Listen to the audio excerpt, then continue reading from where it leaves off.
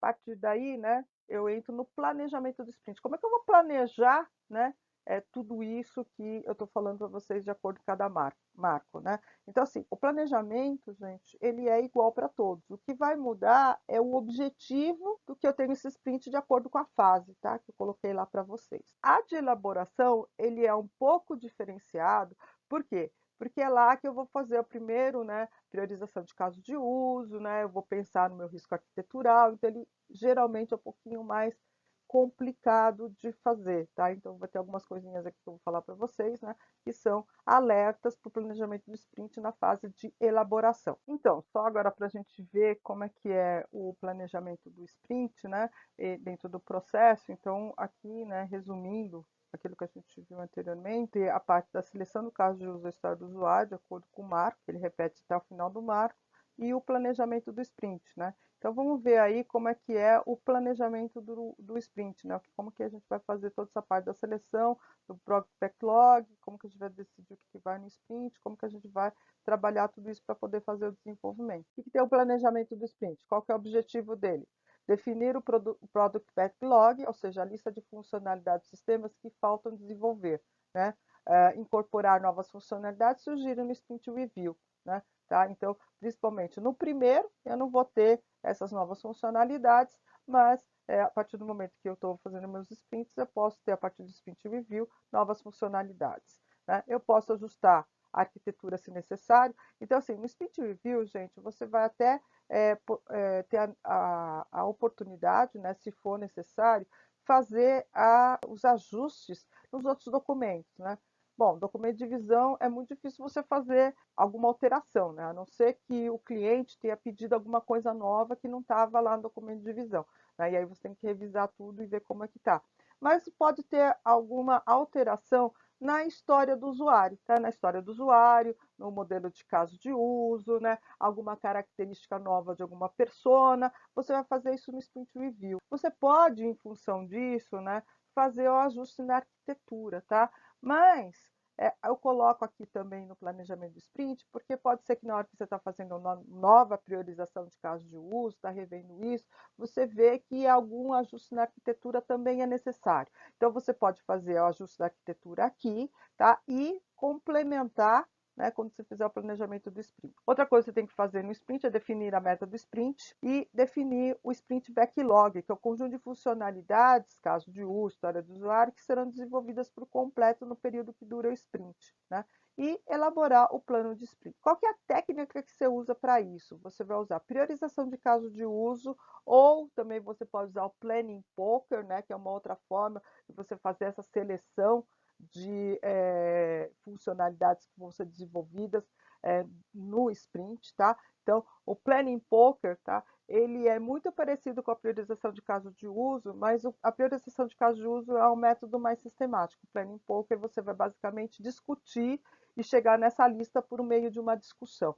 Tá? Eu vou até falar um pouquinho depois que a gente mostrar a priorização de caso de uso, porque você pode usar nessa técnica de priorização de casos de uso no Planning Poker, né? No Planning Poker também, me lembrei agora, você pode colocar uma nota, né? Que é o que a gente vai fazer aqui na priorização de casos de uso. Então, eles são muito parecidos, né? Só que o Planning Poker, o arquiteto, né? Os desenvolvedores, junto com o Product Owner, decidem como é que vai ser, né, essa seleção, né? Onde, diferente da priorização de casos de uso, em que ele é feito de acordo com as fases que a gente tem no UP, tá bom? Então, essa é a única diferença entre o Planning Poker e a priorização de casos de uso. E as reuniões de planejamento, né? Quem que participa dessas reuniões do planejamento do sprint? O Product Owner. O Product Owner, a gente pode ser um cliente, né, que está responsável por aquela parte do desenvolvimento, né, tá? Ou, né, do desenvolvimento do software como um todo. Pode ser o analista de requisito, né, que se tiver alguma dúvida ele vai lá falar com o cliente, né? Então ele é o representante, né, do dono do produto, né, tá? Que é a tradução do Product Owner. O Scrum Master geralmente é o arquiteto ou um desenvolvedor sênior, né? Tá? Mas eu diria aqui que para dar certinho teria que ser um arquiteto mesmo, né? Aquele que desenvolveu o documento de arquitetura, aquele que sabe como é que é fazer as decisões do projeto, tá? E os desenvolvedores, né? Tá? Claro que eles são necessários porque tem que ter um acordo entre todo mundo para saber o que vai ter naquele sprint, tá? Qual que é o artefato disso? Plano do sprint, documento de arquitetura de software e o Scrum Board. O Scrum Board, gente, mas se você achar necessário, né? Então tem gente que gosta de colocar isso lá no quadro, na parede, né? Para as pessoas lembrarem o que tem que ser feito, né? E aí pode colocar, né, post-it, né? E terminou de fazer aquilo lá, vai, né, coloca lá no Done, né? Então dá para ser uma coisa mais dinâmica, né? Para ver como é que está o desenvolvimento, tá? Mas o Scrum Board não é tão obrigatório. O plano de sprint, o documento de arquitetura de software, sim. Vamos lá. Como que a gente faz para definir o sprint backlog? Como eu falei para vocês, podem ser pelo Planning Poker ou pela priorização de casos de uso. Aqui eu vou mostrar para vocês a priorização de casos de uso, que vocês podem usar também no Planning Poker, né? Tá? Se vocês, né, usarem aí, né, o processo unificado com aquelas fases e marcos, né, tá? Para desenvolvimento. Então, uma forma de definir o sprint backlog é pela priorização de casos de uso. Então, o que eu vou fazer? Selecionar o conjunto de cenário e casos de uso que serão analisados no sprint atual. Definir o conjunto de cenários e casos de uso que representam uma funcionalidade central significativa e definir o conjunto de cenários e casos de uso que possuem cobertura arquitetural substancial, né, que experimentam vários elementos de arquitetura, ou que enfatizam ou ilustram um determinado ponto complicado da arquitetura. Então, vocês viram que está sempre relacionado com a arquitetura, principalmente se eu estiver falando da fase de elaboração, né? Se eu estiver falando daquela parte que eu ainda estou definindo o ciclo, né, de vida da arquitetura, tá? Quando eu estou na construção, né, basicamente, eu vou falar de cobertura arquitetural, ainda vou estar trabalhando aquelas que, né, estão mais envolvidas com a arquitetura, mas isso já é no menor grau, né?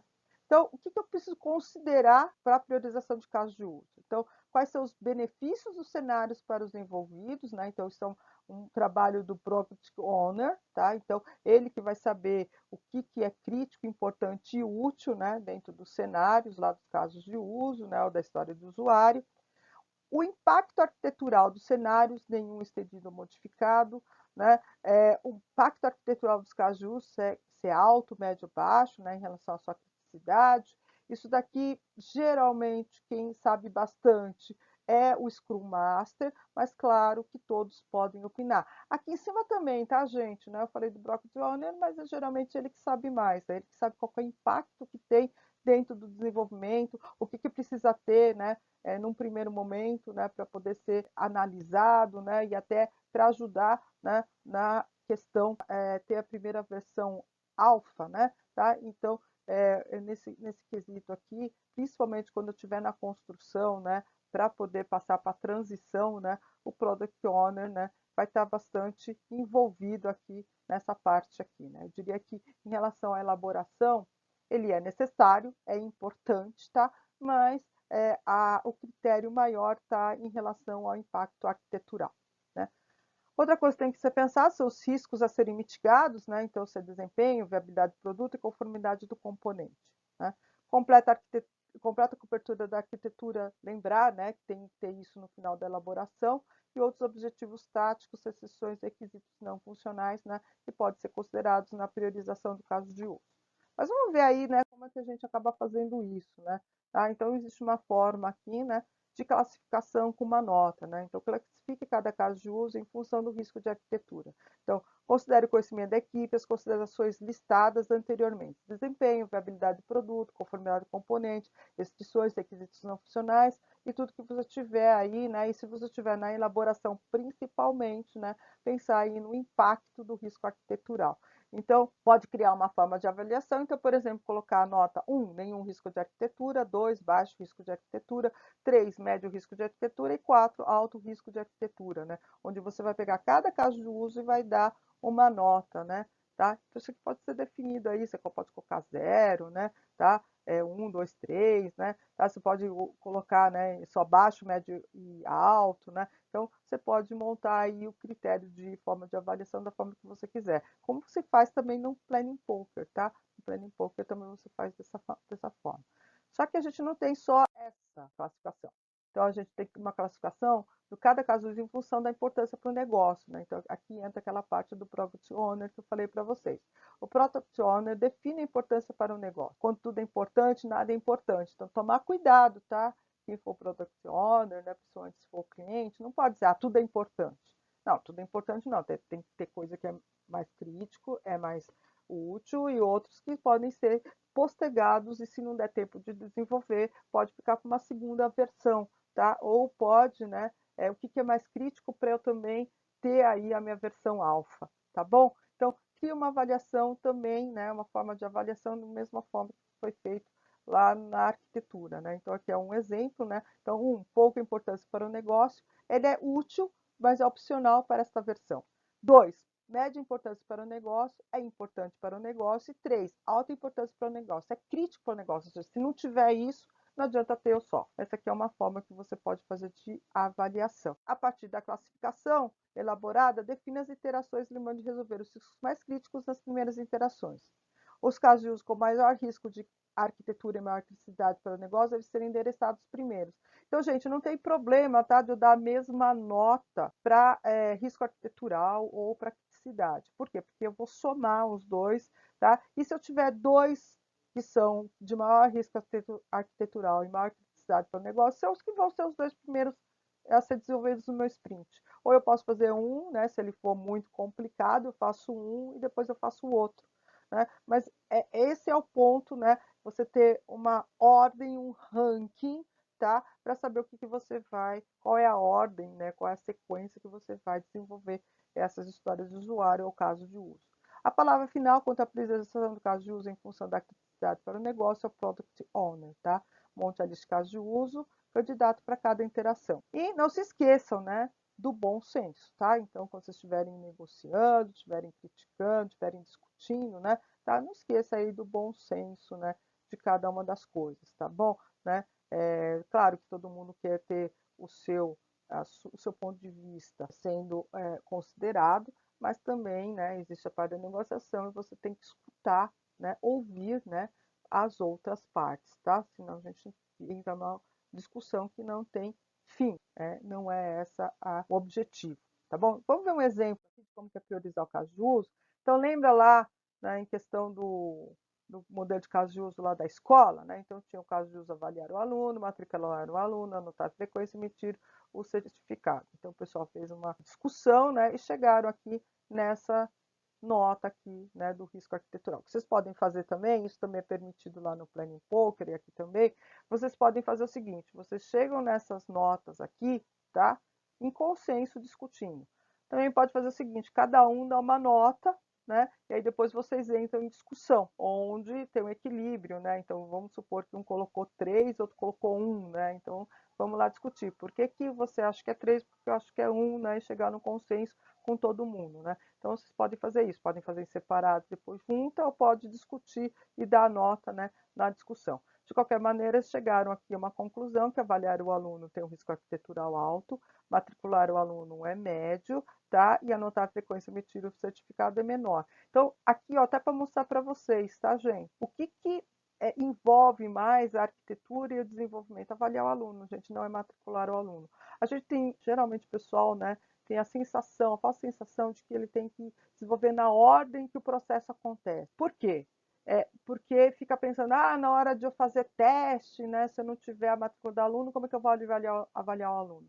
Gente, para isso existe massa de testes, existe toda a parte da área de teste que eu não preciso ter isso desenvolvido para testar isso daqui, tá? Então, realmente não pensem dessa forma, gente, senão vocês vão errar e errar feio, tá? Ainda que aqui a matrícula do aluno ficou com um risco arquitetural 2. Às vezes o cadastro, se a gente pensar em um cadastro de produto, né, onde eu tenho o pedido, né, do produto, a venda do produto como risco arquitetural alto, né, o cadastro do produto é o quê? É porque às vezes o produto é colocar lá o nome do produto, um código, a descrição e o preço. Então, só que quando eu vou vender, eu tenho todas as coisas que eu tenho que usar, né? Tenho que usar a tabela de preço, né? Eu posso ter uma tabela de preço separada, tal, etc. Então, risco arquitetural, né, não está envolvido com relação à sequência, tá, do processo, tá, que ocorre na vida real. Bom, a importância do renegócio, né? O Product Owner, ele pode fazer o seguinte, ele já sabe, né? Porque ele conversou com todo mundo, ele pode também coletar isso com os clientes, né? Tá? E chegar aqui num consenso, né? Tá? De qual que é a importância do negócio. Então, aqui ele chegou, falando que avaliar o aluno é uma importância alta, matricular também, anotar a frequência também, emitir o certificado nem tanto, né? Tá? Aí você fala assim, nossa, tá interno, mas eu vou somar aqui, né? Então, quando eu somar, gente, eu vou ter 6 para avaliar o aluno, 5 para matricular o aluno, 4 para anotar a frequência e 3 para emitir o certificado. Vamos supor, tá, que vocês achem também que a matricular aluno é um risco arquitetural alto, que é 3. Tá, eu tenho 2 6 aqui, são os 2 candidatos para estar no sprint inicial. Ah, não, cada um deles, né, é muito complicado para colocar no sprint, né, a gente não quer um sprint muito longo, então tá, vamos decidir qual que vai ser o primeiro, qual que eu vou implementar primeiro. Né? Então, isso pode ficar nessa discussão aqui, tá? Se eu tiver empate, né? No caso de empate, eu posso trabalhar em relação a ver se eu coloco os dois no mesmo sprint ou se eu separo e como que eu separo isso. Tá? Mas, de qualquer maneira, isso é um bom norte, tá? Para ajudar a decidir como é que eu vou fazer a seleção do Project Backlog, tá? No Planning Poker também, você pode somar, tá? Ou, claro, vocês podem pegar, levando isso em consideração, fazer uma discussão e chegar já nesse total aqui, né? Ou colocar em sequência, né? Tá? No Planning Poker, esse que é uma forma mais objetiva, né? Tá? Não tão subjetiva, é um pouco subjetivo, sim, né? Mas ele é mais fácil de você discutir, tá bom? Então, é esse que vocês vão fazer aí no, no, no planning, né? No planejamento do sprint, tá bom? Caso de vocês, lá no software de vocês.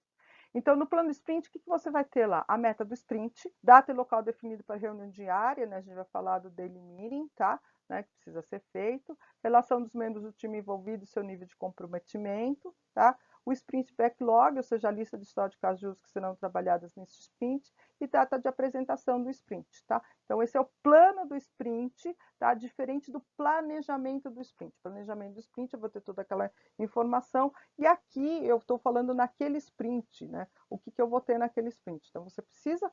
É importante, tá, gente, ter isso anotado para a gente lembrar o que está, né? Nem que eu coloque isso, né, no Scrum Board, né? Tá? Mas é importante para a gente saber, né, quem que é, né? Está responsável por cada uma das coisas, né, para poder saber o que a gente vai definir, né, qual que vai ser a data final, quando é que são as reuniões, né, qual que é a meta, tá? Então, a meta pode ser início da elaboração, né, fase de elaboração 2, né, tá? Então, qual que é aqui, né, né, colocar em cima do ciclo de vida, né, da arquitetura, né, tá? Do lançamento do produto, né? Então, aí você vai colocar aqui na meta do sprint.